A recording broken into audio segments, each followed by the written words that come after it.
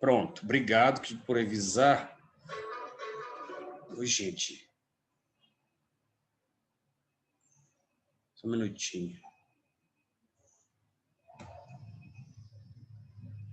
Então, pessoal, nós temos aqui algumas opções sobre Opportunity, que é esse robô.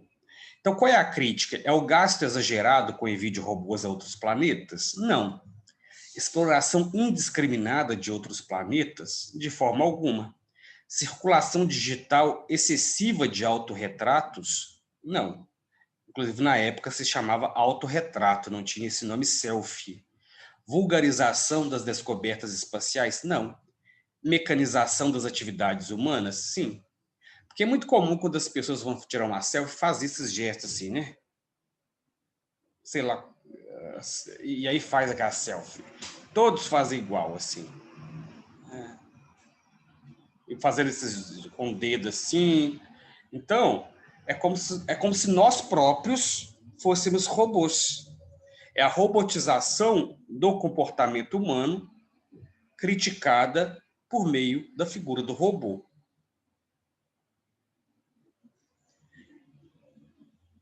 Professor, eu achei que essa seria a de autorretrato. Você fala a circulação excessiva de autorretratos? Sim. Pois quando eu projetei essa questão, havia dois gabaritos, um constando que era autorretrato e o outro constando que era a mecanização das atividades humanas, né? Eu pensei, circulação digital excessiva de autorretratos, né? Eu não pensei assim que fosse essa a resposta correta, porque será que a charge está criticando essa circulação tão excessiva que chega até a outros planetas, a de autorretrato? Foi a minha pergunta, assim. E eu pensei que tinha muito mais a ver com a questão da mecanização dessas atividades humanas, né? Que eu penso que é a crítica que se faz mais contundentemente ao modo como a gente adere muito facilmente a certos modismos. Mas foi bom você tocar nesse assunto, porque eu vou ponderar, né? E observar se outras pessoas também marcaram essa opção. Como eu disse, eu tive dois gabaritos, e um marcando essa opção, outro marcando a opção letra E. Mas vou Tá olhar bom, assim. professor. Obrigada. Nada. É importante lembrar, pessoal, que essas questões de Enem mais antigas, principalmente, elas acabam parecendo mais de um gabarito para elas, né? E, às vezes, algumas questões são contestadas, né? Por isso, ocorrem assim, situações nas quais você tem uma resposta apontada por um portal, outra por outro portal. O que prevalece sempre é a resposta apontada pelo INEP, né? Mas, às vezes, o próprio INEP, devido a contestações, acaba ou anulando aquela questão ou modificando. Essa questão 3, eu já apresentei em outros momentos, é sobre figuras de linguagem. Então, se pede que analise a imagem e identifique a figura de linguagem em evidência no título da manchete. Qual é o título? Rio, crimes crescem, mas Rio investiga cada vez menos. Evidentemente que Rio aqui não é o Rio de Janeiro, é a polícia do estado do Rio de Janeiro. Então, quando você utiliza uma figura de linguagem na qual você utiliza o todo, que é Rio de Janeiro, para representar uma parte, que é a polícia do Rio de Janeiro, você está usando uma figura de linguagem, porque que é a metonímia. A metonímia pode ser o todo pela parte, o todo representando uma parte. Por exemplo, a escola Noemi Campos vai até o zoológico. Não é a escola que vai. A escola continua ali, mas a palavra escola aqui está representando o quê? Os alunos. Né? O terceiro ano fará um passeio até Fernando de Noronha. Terceiro ano do Noemi. Não é o terceiro ano que vai fazer, são os alunos do terceiro ano.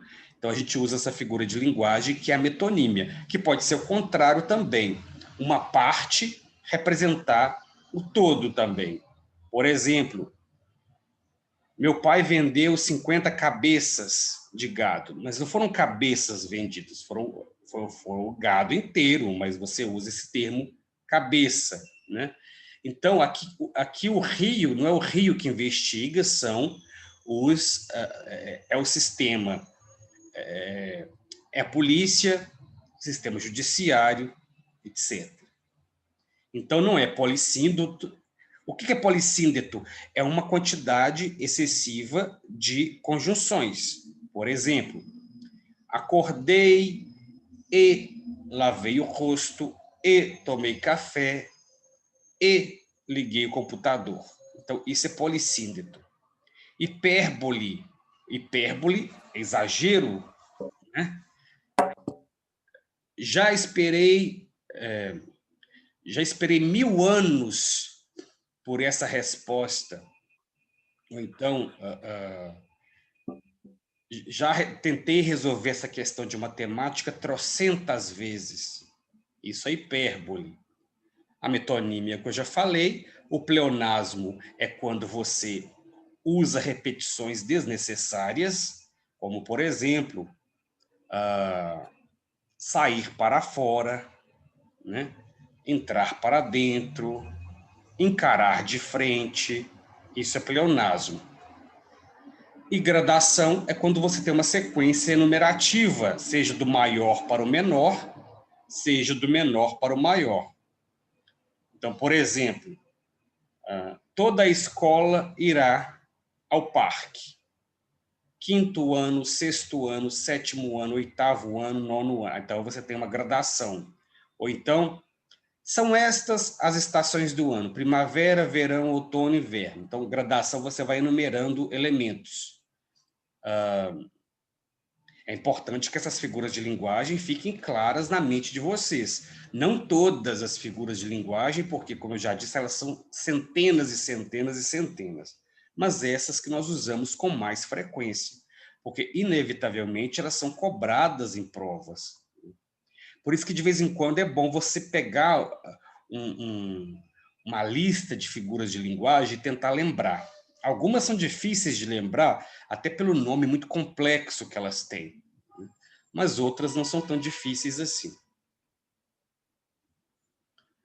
Essa próxima questão traz aqui imagem. Toda questão que trabalha com imagem é mais difícil de interpretar. Como eu disse na aula passada, nós não temos no Brasil uma educação visual muito boa. Eu digo isso porque eu mesmo sou assim. Eu vejo filme, eu não consigo perceber muita coisa. Então, eu fico que nem a pessoa mais idosa pergunta: o que está acontecendo? O que aconteceu? Porque é tudo muito rápido, eu não consigo pegar muita coisa, eu tenho que ver depois pela segunda vez, terceira vez. Isso é uma deficiência de educação visual, que nós não temos. Porém, nós estamos hoje numa cultura muito visual, né? em que as imagens são muito importantes, mais até do que o texto escrito. A gente tem nas redes sociais o que praticamente só imagens.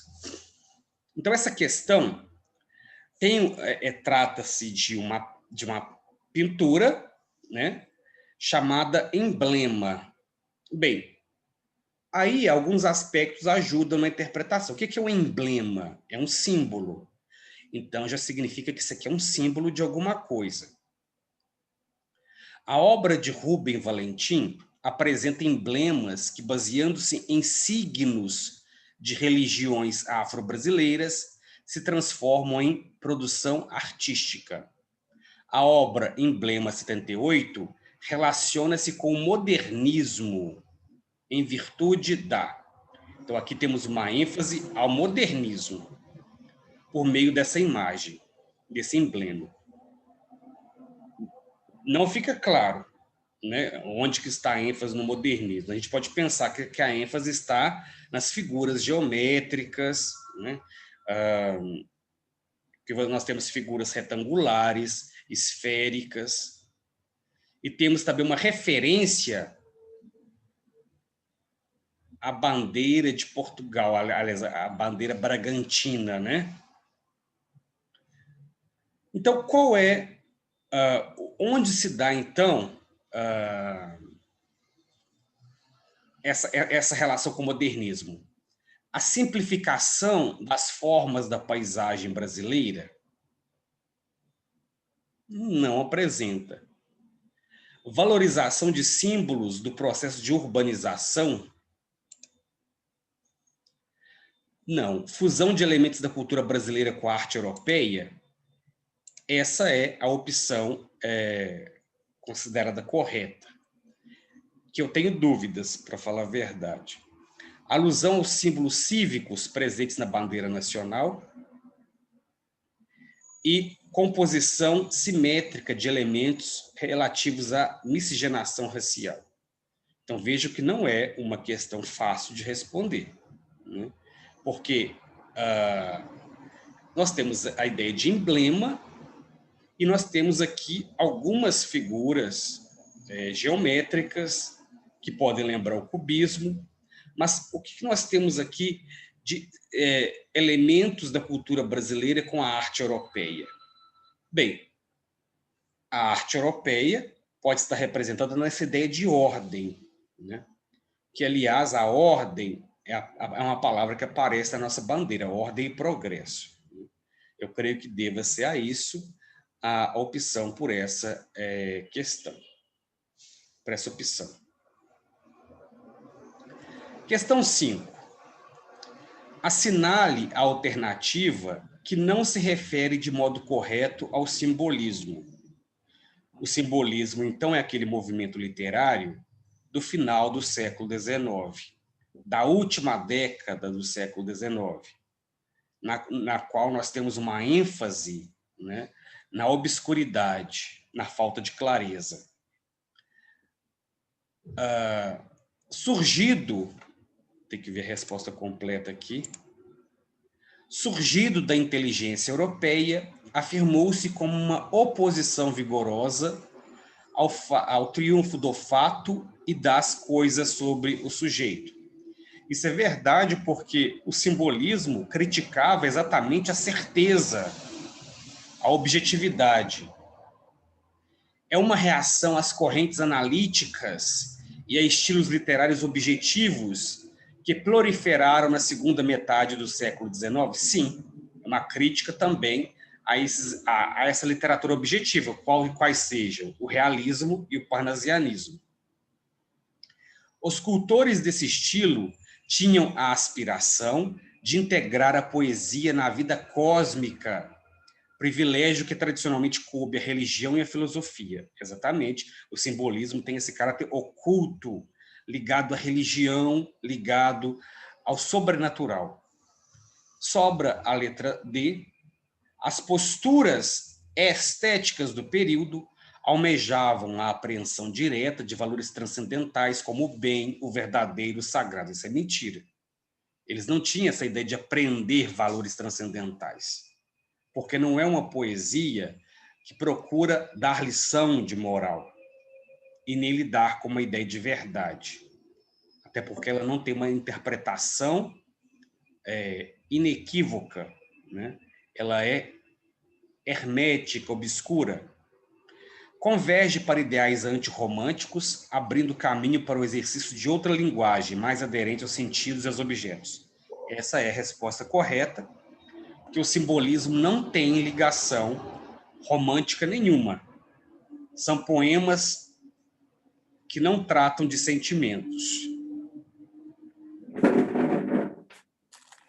Essa questão número 6 apresenta elementos verbais e elementos não verbais.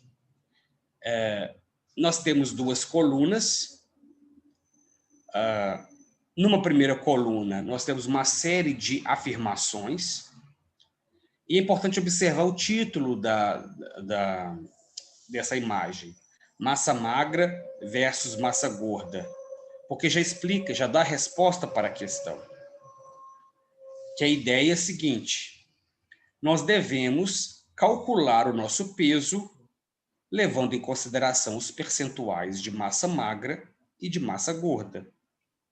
Porque vejamos aqui duas figuras masculinas, uma um homem magro, a outra um homem mais roliço, porém, ambos têm o mesmo peso.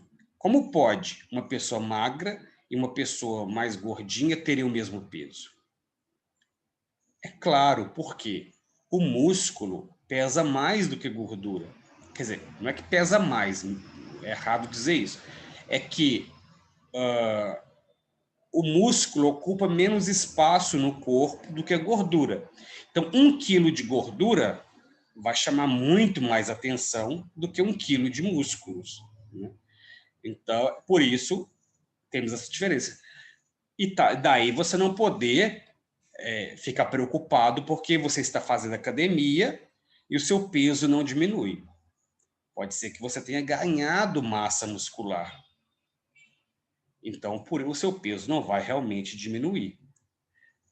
Ou então você faz dieta e o peso não diminui. Mas se você faz atividade física, você pode estar ganhando massa magra. Então, algumas afirmações. 2 pessoas podem ter o mesmo peso, mas quem tem mais músculos é mais saudável.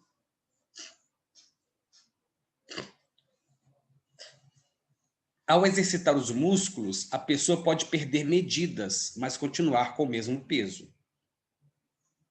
Músculos ocupam menos espaço no corpo do que a gordura. O ideal é que de 80% a 82% da massa corporal seja de músculos e 18% a 20% de gordura. Eu até que tinha isso um pouco antes da pandemia, agora devo estar com os 40% de gordura. Mas o ideal é que você tenha essa porcentagem. Agora, é muito curioso, porque biologicamente, se nós pensarmos na vida selvagem, qual homem tem mais condições de resistir às intempéries? O homem magro ou o homem mais gordo? Imaginemos que 2 homens caem no buraco e fiquem uma semana naquele buraco sem ter água e comida. Quem morre primeiro? O magro ou o gordinho? É o magro, porque ele não tem reserva de gordura, não é? Exatamente isso. Aquele que tem reserva de gordura consegue ficar mais tempo. Tanto que os ursos hibernam, né? Porque eles comem e hibernam. Assim como o camelo também consegue ficar muito tempo sem tomar água, porque ele tem a reserva de água. Assim como a pessoa, então, tem reserva de gordura.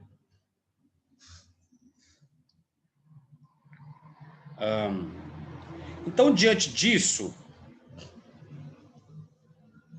qual é o objetivo do quadro a seguir? Veja, primeiro é preciso levar em consideração que é um quadro informativo. Se é informativo, ele não vai alertar a população sobre os perigos da obesidade, evidenciar que o peso de indivíduo deve levar em conta seu percentual de massa magra e de massa gorda, aí sim.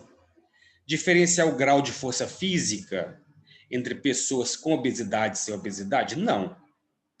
Demonstrar a importância da atividade física para a obtenção do peso ideal? Não, não tem esse objetivo.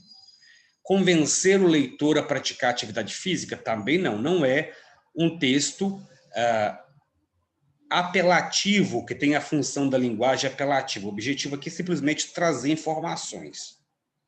Se você vai se convencer a praticar esporte ou não, vai ser uma interpretação sua a partir das informações que foram passadas. Mas não há nada que induza você e que convide você a praticar esporte ou fazer atividade física. Embora realmente seja muito saudável fazer atividade física. Eu estava na quarentena toda sem fazer atividade física, então fiquei bastante sedentário, até porque estava em confinamento. Agora voltei a fazer atividade física e a gente sente uma diferença enorme, né?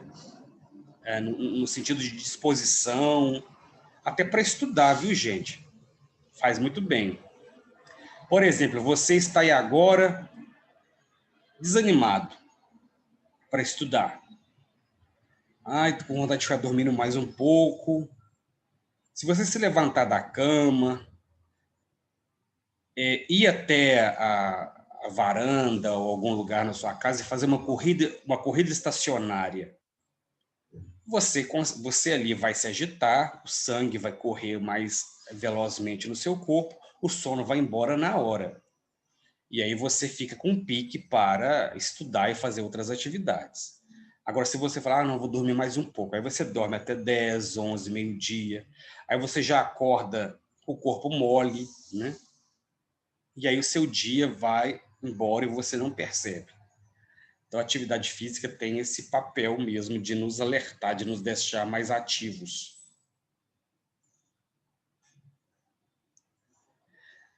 Temos aqui a questão 7, sobre a representação da mulher no século XIX.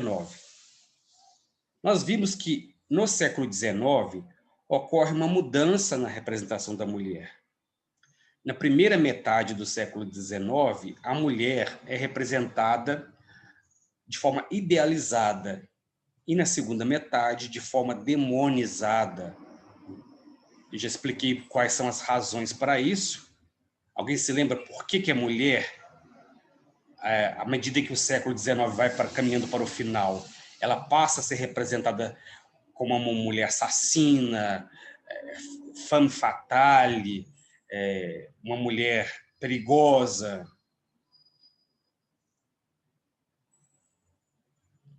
Alguém se lembra por quê?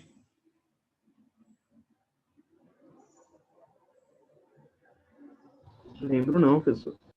Não, é porque nessa segunda metade do século XIX, as mulheres começaram a ameaçar os homens, na medida em que começaram a reivindicar direitos ao voto, ao ensino superior, às profissões liberais que elas não podiam exercer, ao divórcio, à propriedade privada, que antes era dos homens, a mulher não tinha.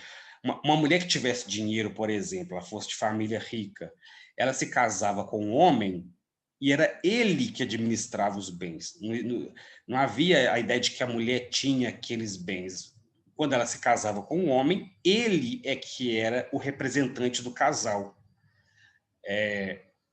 Porque o casal significa uma unidade, né? Então, sendo uma unidade, havia a ideia de que o homem representava o casal. Então, o homem que administrava o dinheiro. E aí a mulher que quisesse ter o seu dinheiro, não podia. Então, elas reivindicavam esse monte de direito. Agora, imagina, mulheres também começaram a escrever, né, literatura. Diante dessa situação toda, os homens ficaram o quê? Ameaçadíssimos. E quanto mais ameaçado e com medo a gente fica, mais agressivo a gente se torna. Podem observar isso. É que nem num debate, a pessoa quando começa a ver que está sendo acuada, né, que não está dando conta de responder no debate ou de argumentar, ela começa a atacar, a xingar, a pôr defeitos na outra pessoa. Nós acuados somos muito perigosos, né? Então aqui, essa representação da mulher nas últimas décadas, na literatura e na pintura, apresenta quais traços simbolistas. Então, essa representação dessa mulher aqui, que eu já até mostrei em sala de aula, é um típico desenho simbolista. Essa mulher com esses cabelos esvoaçantes, que parece ter saído de um filme de terror, né? Mas ela representa o ideal simbolista. Vai cair aqui a aula, mas eu volto, então, imediatamente para a gente dar continuidade a essa correção e depois a fazer mais atividade. Então, eu vou parar aqui e a gente se encontra daqui a pouquinho.